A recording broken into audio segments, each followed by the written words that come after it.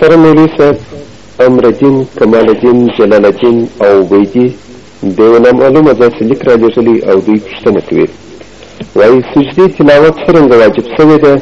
ولې واجب شوې ده؟ که چیرې خلک سجدې تلاوت ونه کړي څه تاوان ورپېښېږي؟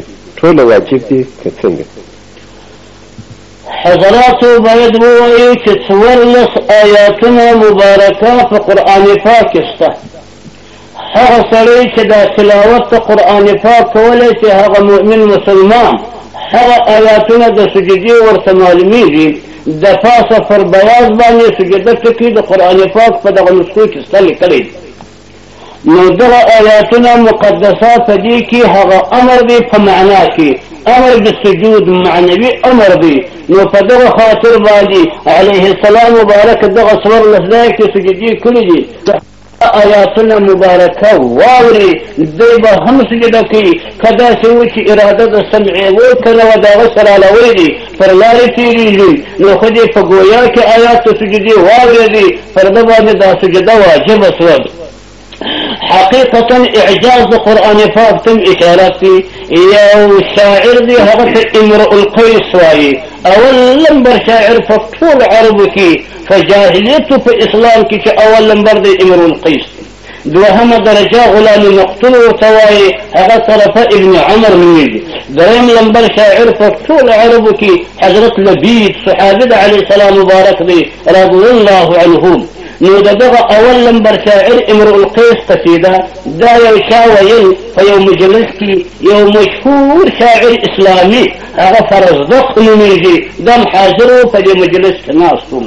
هغه ویونکی د قصیدې هغه دا قصیده وایي آخر پر یو شعر راغی: وما ظرفت عيناك إلا لتدربي بسهميك في أعشار قلب مقتل. دا شعر چې وایي فرزدق سجده وکړي، پر مځکه باندې پرېوتې.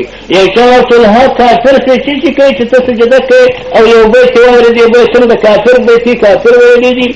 دا ټول په قرآن پاک کې دا 14 ځایه سجدې چې راغلي دي دا اعجاز د قرآن پاک ثابتوي.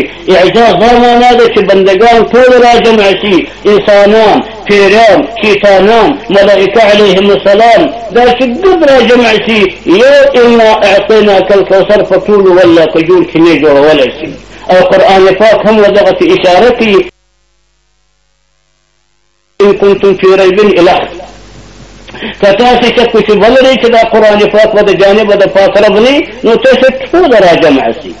هر څه احوال او اوصاف چې لري، یو ادنا صورت، یو اقل صورت په اعتبار د آیاتو انا اعطیناک الکوثر مقدار تاسې په ټولو جوړ کړي، لیکن ولم تفعلوه. د ابد دپاره الله وایي دا کار نشئ کولی. نو دا اعجاز د قرآن پاک هغه آیاتو کې اشاره ورته وشوه. ول په بشر کې، په کلام د بشر کې، ول دغه شعر د امرؤ القیس دا مرتبه د اعجاز ته رسېدلې چې بنده نه سوای کولی تر دې زائد کلام وځکه نو ما سجده وکړه. لکه مسلمانان چې په دا 14 ځایه کې سجدې کوي، دا علت د سجود هغه اعجاز د قرآن پاک شو چې هغه ته اشاره قرآن پاک معجز دی، او ضمناً امر د پاک رب دی په سجده په دا 14 ځایه کې. والسلام.